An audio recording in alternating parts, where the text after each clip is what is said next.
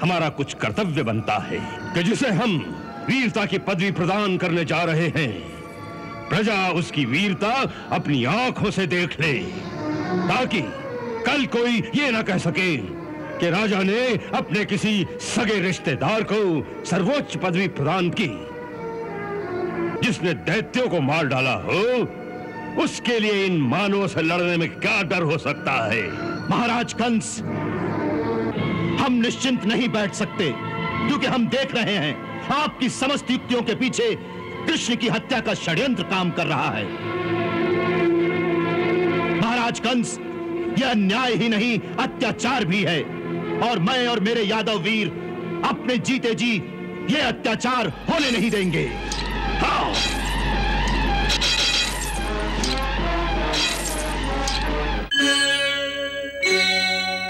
हमें गर्व है कि हमारे राज्य में तुम्हारे जैसा एक परमवीर बालक भी है। इसीलिए हमने मथुरा के इस महान उत्सव में आने के लिए तुम्हें निमंत्रण भेजा था, ताकि देश विदेश से आए हुए इन योद्धाओं, वीरों और मथुरा की प्रजा के सामने तुम्हें परमवीर पदवी प्रदान करके तुम्हारा राजकीय सम्मान किया जाए।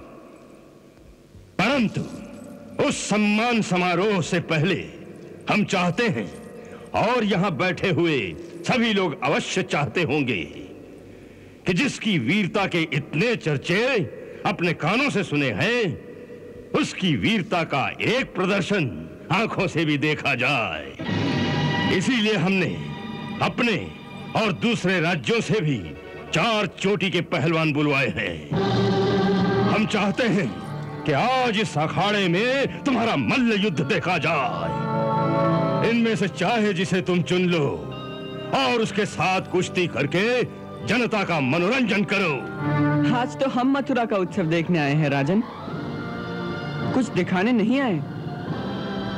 किसी दूसरे अवसर पर आपकी ये इच्छा भी पूरी कर देंगे। इससे अच्छा कोई दूसरा अवसर कब आएगा? देश विदेश से इतने लोग फिर कब इकट्ठा होंगे?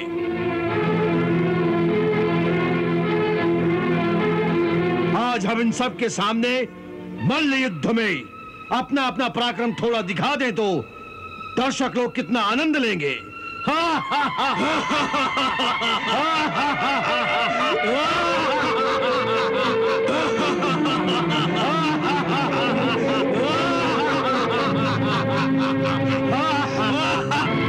यदि हमें देखकर तुम्हें डर लगता हो तो दूसरी बात है, सबके सामने हाथ जोड़कर क्षमा मांग लो, हम तुम्हें छोड़ देंगे।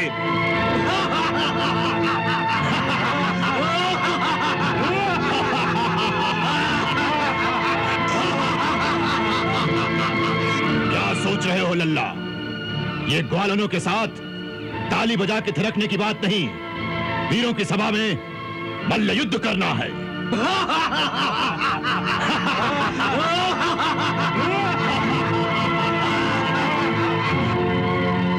ऐसा लगता है मुष्टिक भैया कि ये गोपियों ग्वालों के सामने ही अपना पराक्रम दिखा सकते हैं। ऐसा ही है तो लल्ला, अपनी गोपियों ग्वालों को भी बुला लो, तनिक माखन दूध पिला दे, ताकि मुंह से कुछ बात तो निकले। भय के मारे तुम्हारी तो जीभ ही सूख गई है।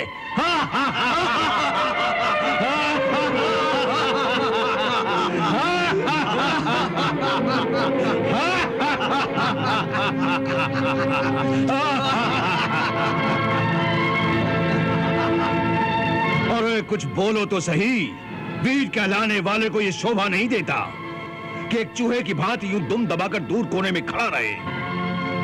वीर वो होता है जो ताल ठोकर सामने आ जाता है। या फिर तोशाल ठीक कहता है, तुम्हारी बहादुरी के वो सारे चर्चे केवल एक ढकोसला है, उनमें कोई सच्चाई नहीं है।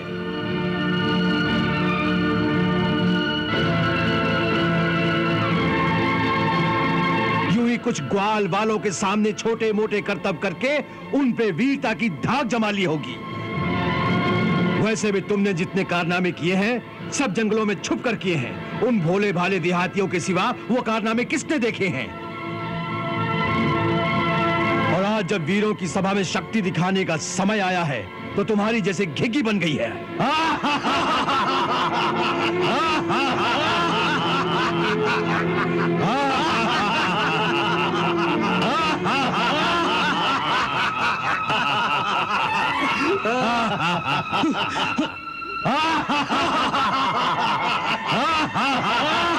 हे मल्ल शिरोमणि,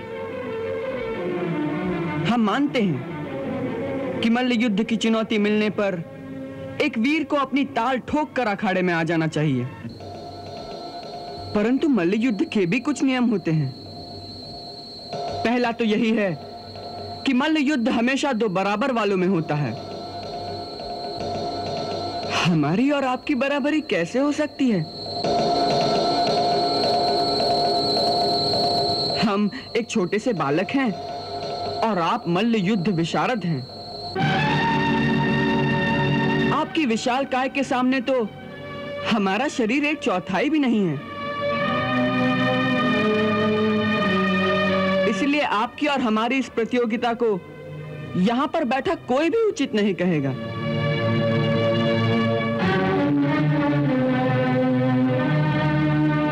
कृष्ण ठीक कहते हैं, यह लड़ाई उचित नहीं। एक छोटे बालक के साथ ऐसे महामल्ल की कुश्ती नियम विरुद्ध है। यह अन्याय है, यह अन्याय है, अन्याय है, अन्याय है, अन्याय है, यह अन्याय है, यह अन्याय है, यह अन्याय है, यह अन्याय है, यह अन्याय है, यह अन्याय है, यह अन्याय है, यह अन्याय है। नहीं, ये कदाचित अन्याय नहीं है। वीरता की कोई आयु नहीं होती।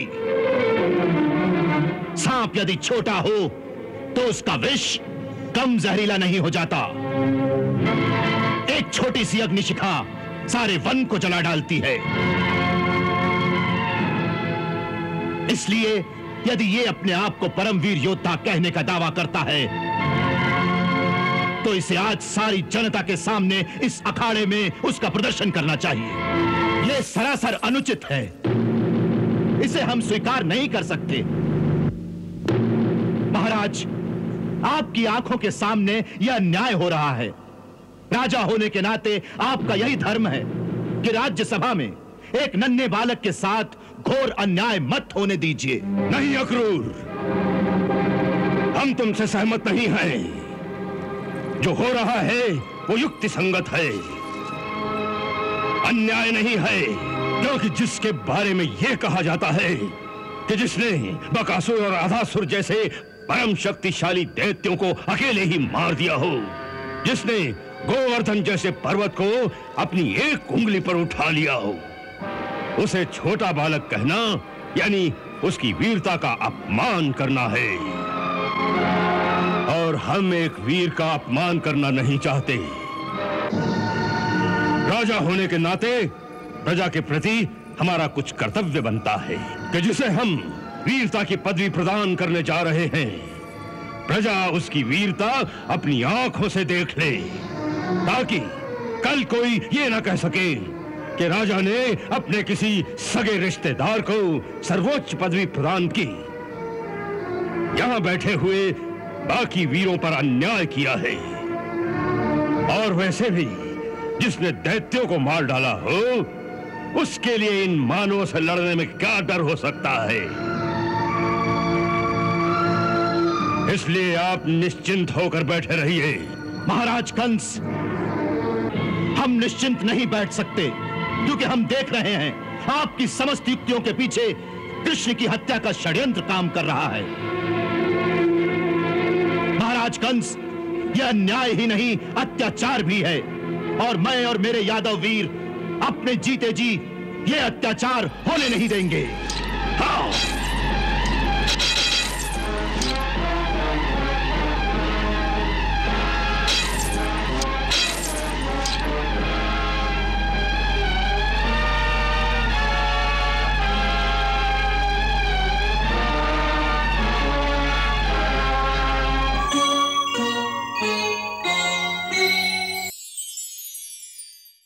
अच्छा हुआ तू स्वयं मेरे सामने आ गया।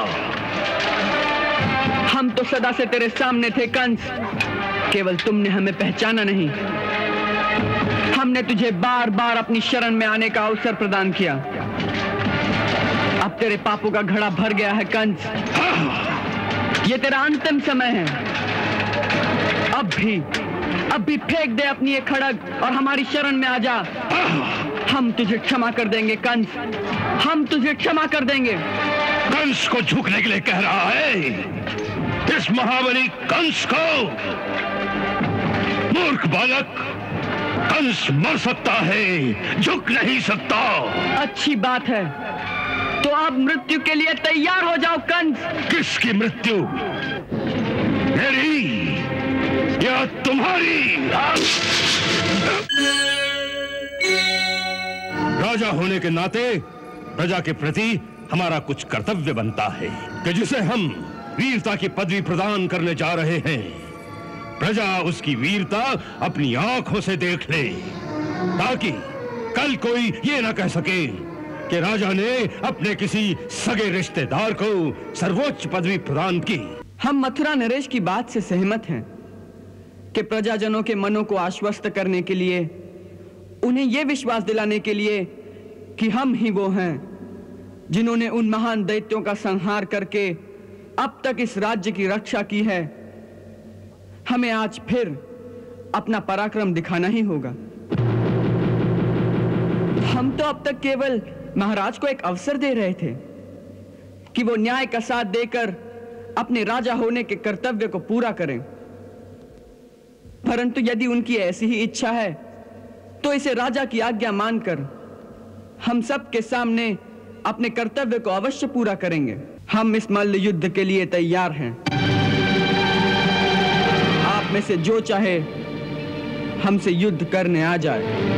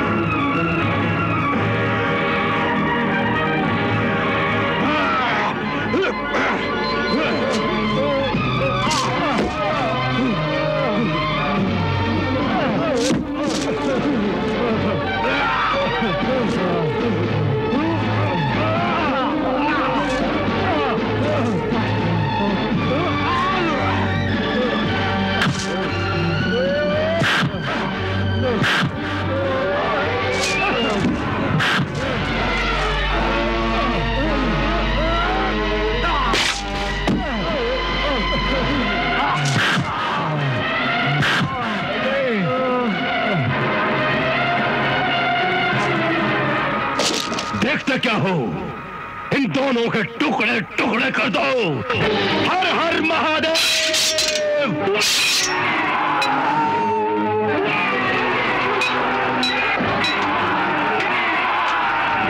अच्छा हुआ तू स्वयं मेरे सामने आ गया। हम तो सदा से तेरे सामने थे कंस, केवल तुमने हमें पहचाना नहीं। हमने तुझे बार बार अपनी शरण में आने का अवसर प्रदान किया। अब तेरे पापों का घड़ा भर गया है कंस। ये तेरा अंतिम समय है। अब भी फेंक दे अपनी ये खड़ग और हमारी शरण में आ जा। हम तुझे क्षमा कर देंगे कंस, हम तुझे क्षमा कर देंगे। कंस को झुकने के लिए कह रहा है? इस महाबली कंस को? मूर्ख बालक, कंस मर सकता है, झुक नहीं सकता। अच्छी बात है, तो अब मृत्यु के लिए तैयार हो जाओ कंस। किसकी मृत्यु? मेरी या तुम्हारी?